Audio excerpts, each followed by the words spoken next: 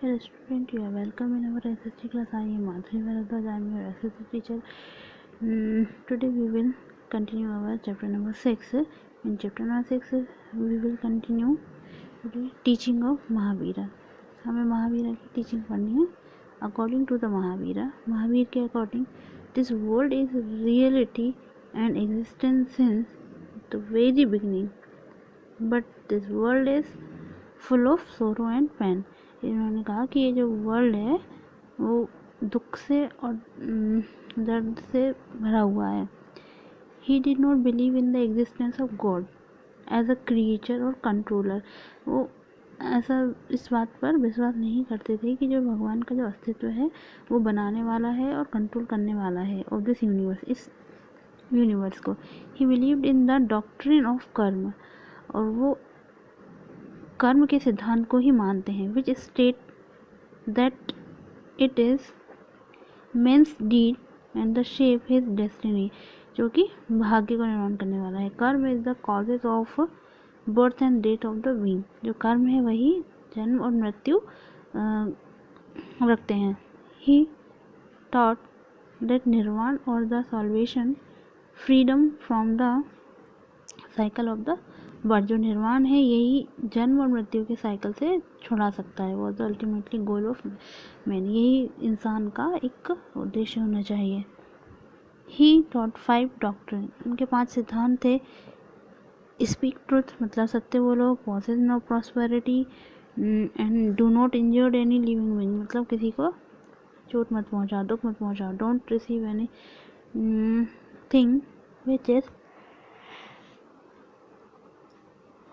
Not given freely, किसी भी चीज़ को रिसीव मत करो फ्री में. And observe the chastity.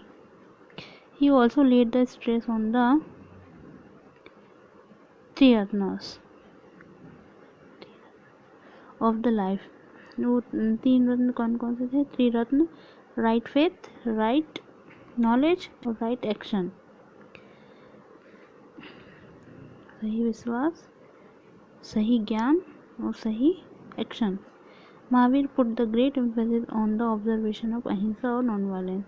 और जो महावीर थे वो अहिंसा और नॉन वायलेंस पर जोर देते थे.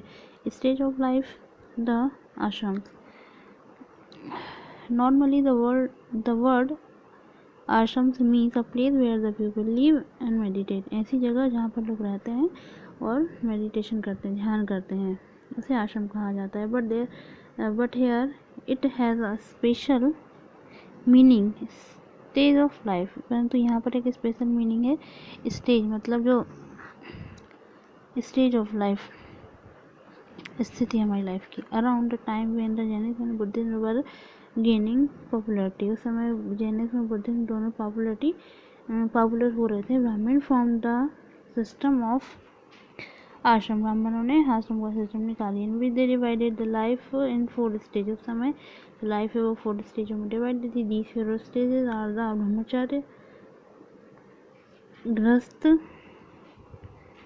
एंड वानप्रस्थ एंड सन्यासी.